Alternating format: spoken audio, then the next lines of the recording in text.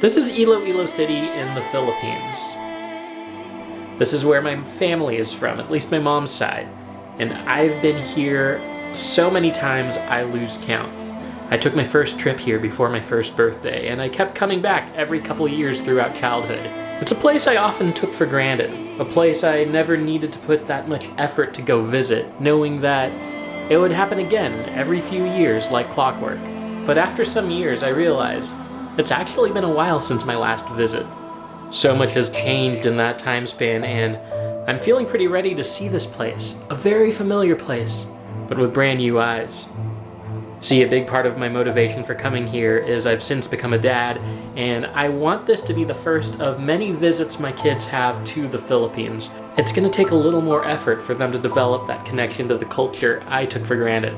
I would love it if, like me, they were able to come back every couple of years like mile markers throughout childhood. In addition to being a dad, I've become much more in touch with nature, much more in touch with our relationship with the natural world. But hey, the motherland's got some grandbabies to meet. Let's go!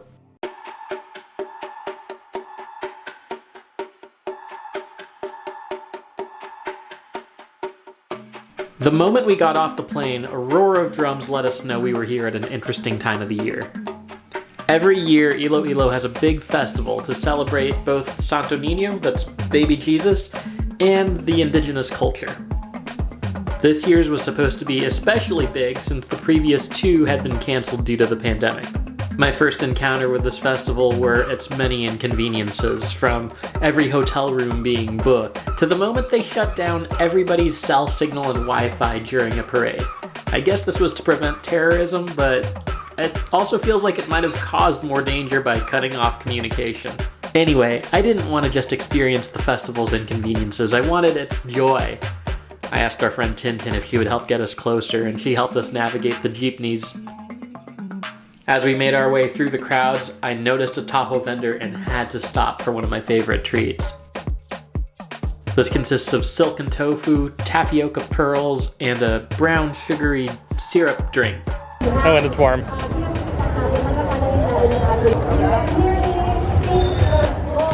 It's like creamy sweet tea. Okay, it's a video, you guys. Not an obvious combo, but man, this works.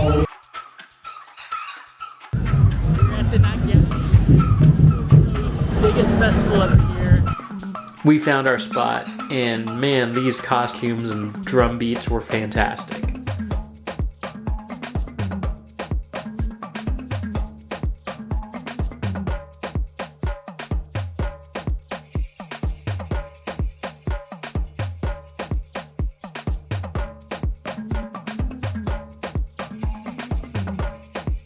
We were able to hire a trio of nannies to help with our kids.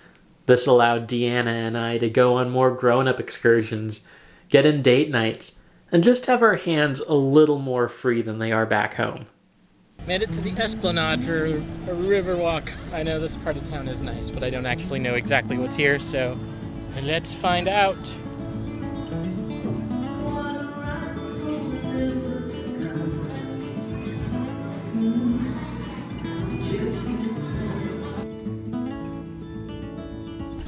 So I have an uncle who has a house here. He pretty much only uses it when he visits. So with him being away and with us being here, he's letting us stay here.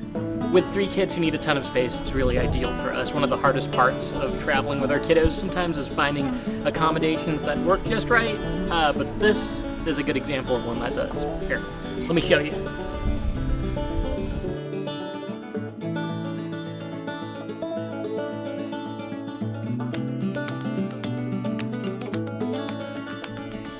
Since I'm working while I'm here, this is virtually my office, 2 bedrooms. So the kids are in that one, we took this one. I'm a little jealous of their room though, because we were nice and gave them the one with the air conditioning.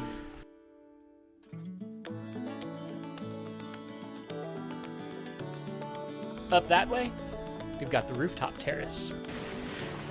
Run away! I'm big tomato. You're Big Tomato? Yeah. So I'm doing a little eco farm tour in Tigbawan, which is a little bit outside Iloilo where we're staying. It's kind of funny, you know, in the past several years have really found my niche, my sweet spot as a climate communicator. I love getting to know the natural environmental story behind different parts of our world, and I find that like endlessly intriguing. But despite this being a place that I've visited a number of times, I've never visited the Philippines under that context. So now I'm kind of seeing it through that lens for the first time. This is Dr. Doroy, a family friend, and we are visiting his eco farm. He is indeed a doctor by trade, but farming seems to be his big passion. But you have to understand that being a doctor, you cannot just help yourself. Oh, I will no longer be a doctor, because there are still a lot of people coming in asking for help. He treated us to plantains, cassava, and coconut juice, all of which was grown on his farm right here. Eventually, if we will be able to plant the area with a lot of fruits, trees, I will bring the bees here so that they will be able to pollinate and at the same time thrive in this area. So that will attract people. As we got a good look around his farm, we saw how lush and ripe the area was doing. Deep green, healthy from all the recent rain. He told us of his plans for expansion, wanting to turn this place into a learning center so other farmers in the area could learn some of his techniques. Environmentally speaking, of course, the Philippines is an eventful place. You've got all kinds of biodiversity. You can see it on farmlands. You know, there's mountains, there's some intriguing coastline, and the marine wildlife is pretty amazing. It's not all a glistening happy story, though. There are more environmental defenders killed here every year than any other country in the world. And it's heavily affected by climate change. It was named among the vulnerable 20 at last year's COP27 climate summit. So some of the things it has to contend with. So speaking of nature, I really wanted to do some hikes. This is Mount Taripis and Mount Napulak, the two highest peaks on Panay. All right, we've got quite the adventure set for today. We're gonna try some hiking locally. We're looking at the nearby town of Igbaras, and figuring out how to go hiking here in and of itself is a bit of an adventure. I was looking online, found some incredible mountains. I think I found the two tallest mountains on this island. But figuring out how to get to the trailhead, where those were, took a lot of research in multiple languages. This is the All Trails listing for Mount Napulak, and it can't be right. It put the trailhead in town, pretty much right at the ocean. It says it takes 30 miles or 15 hours of walking. 25 of those hours are going to be on the main street, a highway pretty much. I decided to look online to see if I could find where the trailhead actually was. And I didn't find much, except this 8-year-old blog post. It sounds like we're going to have to go to the municipal hall of the town called Igbaras.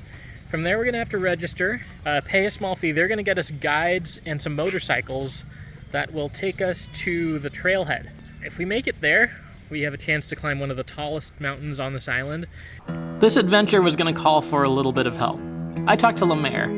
Lemaire is our driver, but he's also much more than that. I mean, when's the last time you've had a taxi driver help you figure out this confusing sequence of events and then offer to climb the mountain with you? First, Lemaire drove us out to Igbaras. The small town is about 90 minutes away from Iloilo. Just as the online directions said, we were able to find Municipal Hall. Okay, we're in Igbaras, so we at least made it this far. We found the spot to register, and we're gonna see how that goes. If all goes well, we from here hop on some motorcycles and head to the Napulak trailhead. I'm glad this pretty much went the way it said it would online. We also took a pit stop at the market to grab some trail snacks. But from there, we went on and found the house where our motorcycle taxis awaited. And we're about to catch our motorcycle taxi ride to the trailhead.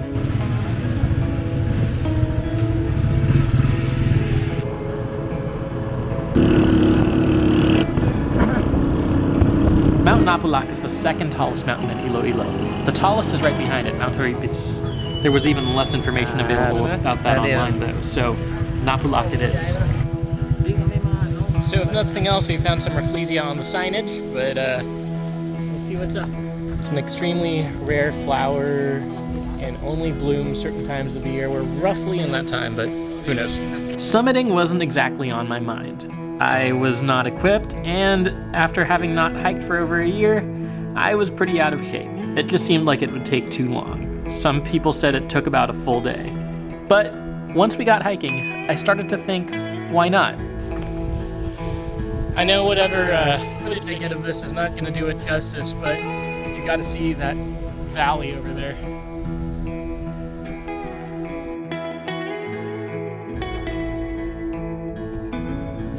Rest point here. We continued up several switchbacks and stopped a number of times to both catch our breath but enjoy the spectacular view. I mean, we were only at the base, but these farmlands looked incredibly scenic. Our guide Joseph was slender and in incredible shape. Not only did he make it up this mountain without breaking a sweat, but he also told me that this is just something he does on the side.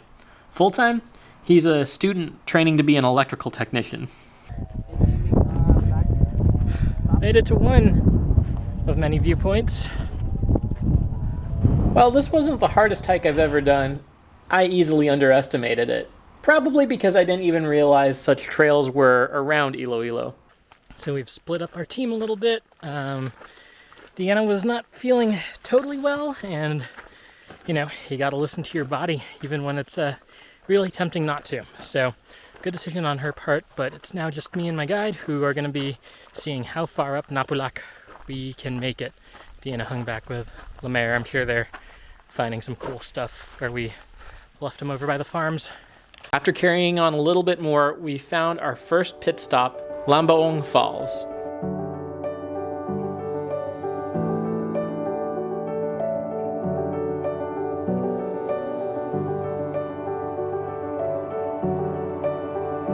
At this point, the heat of the day was in full effect. I was feeling pretty banged up from all the rocks I was slipping on and branches I was tripping over.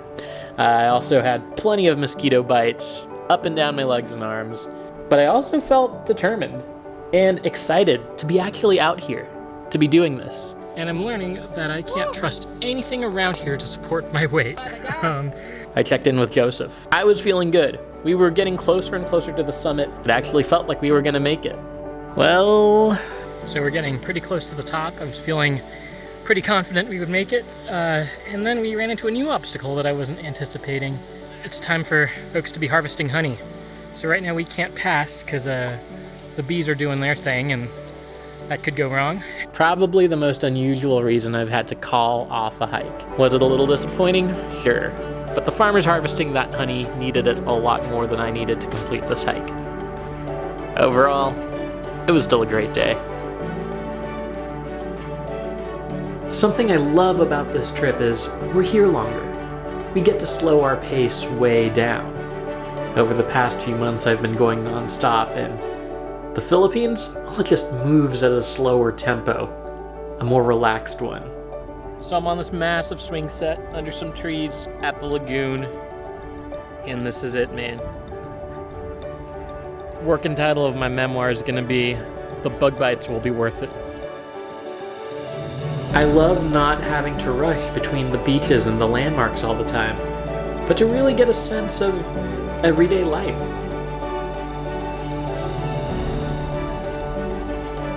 I love weeknight trips to the fish market, playing with my cousin's dog's newborn puppies, letting my kids scatter their toys all over the sunroom here, going to the dentist. Seriously, my cousin's a dentist here, and he hooked it up. We even got recent on the action. Wow.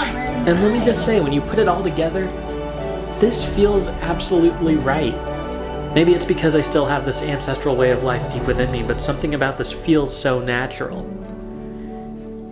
When you live without that made-up sense of urgency, always worrying about the time, well then, time no longer feels like it's in short supply.